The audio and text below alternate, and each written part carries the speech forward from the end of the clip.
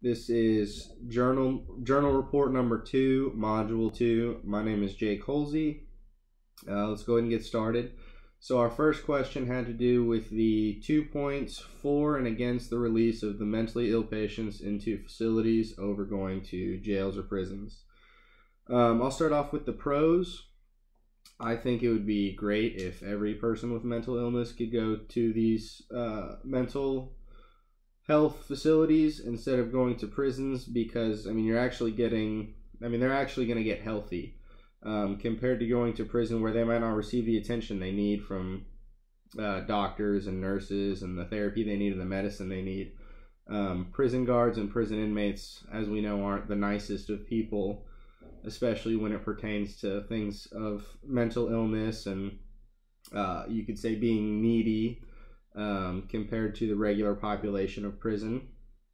Another pro to that is going to be you're going to reduce the chance of reoffending if you actually rehabilitate a mentally ill person the way they're supposed to be rehabilitated.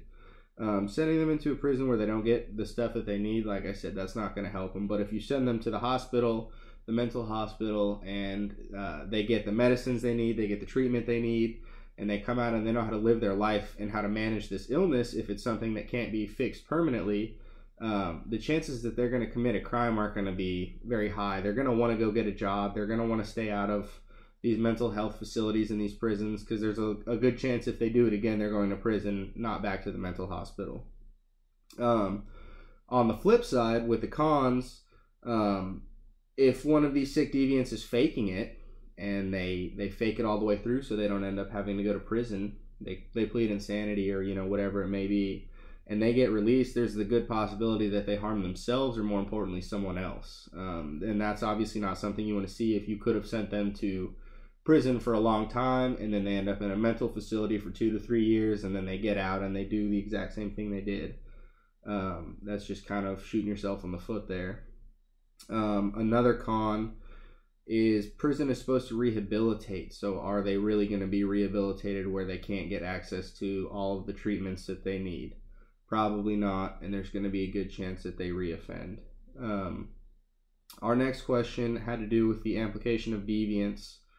So the application of deviance itself is the unintended outcome of moral panics designed to prevent or reduce deviant behavior. So if the police say, hey, media put this out there, we don't want people doing this, and the media picks it up and they say, hey, this is dangerous for you, you probably shouldn't do it, and then we see a big rise in people like, oh, hey, well, they said don't do it, so maybe I should do it. They think they're being funny, they think they're being smart, whatever it may be, but because there was a big pushback from the media and the police, people are like, oh, well, let's go do it. I think an example of that, I don't know if I would call it a recent moral panic, but I picked it because I thought it was recent and it was funny. The Tide Pod challenge you saw going around on Facebook and Twitter and all that, all not that long ago.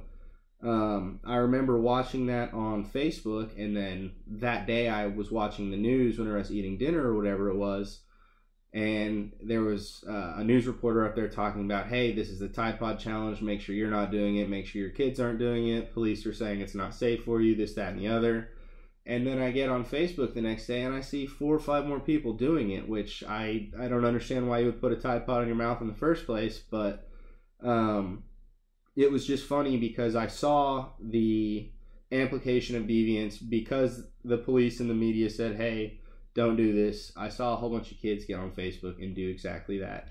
So I think that's the best way to define the application of deviance. It's kind of like when your parents tell you to do something and it makes you want to do it a little bit less. It's just in a larger context, on a larger scale. This last question we had was actually my favorite, relating to the reemergence of classical thought in criminological theory.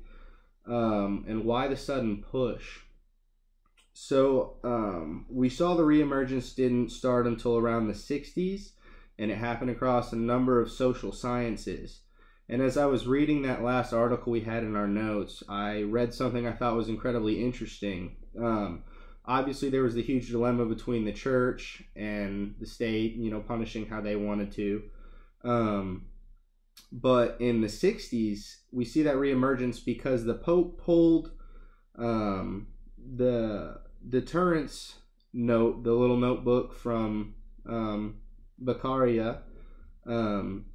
He pulled his book from the church's Index Librum Prohibitorium, and I typed that into Google, and it literally translates to the list of prohibited books. So he posted that a long, long time ago, right? And they didn't release it until the 60s, and then, everyone starts getting their hands on it, and they're like, okay, he's going somewhere with this. But I think that's the initial push that we see in the reemergence of it. But the fact that it can be applied to so many of the social sciences is really going to help a lot of the theoretical developments, especially in sociology and economics.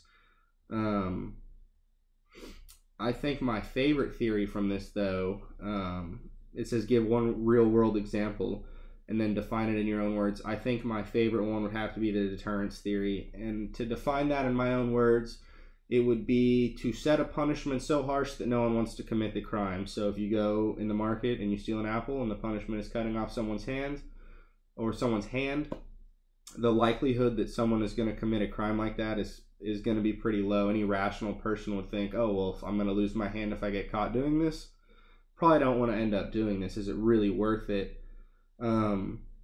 I think a more recent example would be in the state of Texas, if someone broke into your house and they changed the sentence to like 20 years, then the likelihood that someone's going to break into your house is going to go down. As long as you know that's what the punishment is, the chances that you actually go and do it are going to be pretty slim. Overall, I think the reemergence of the classical school of criminology, it starts with the Pope pulling that book from the list of prohibited books. Once people got their hands on it, they kind of ran with it, and I'm glad that's the direction we're going.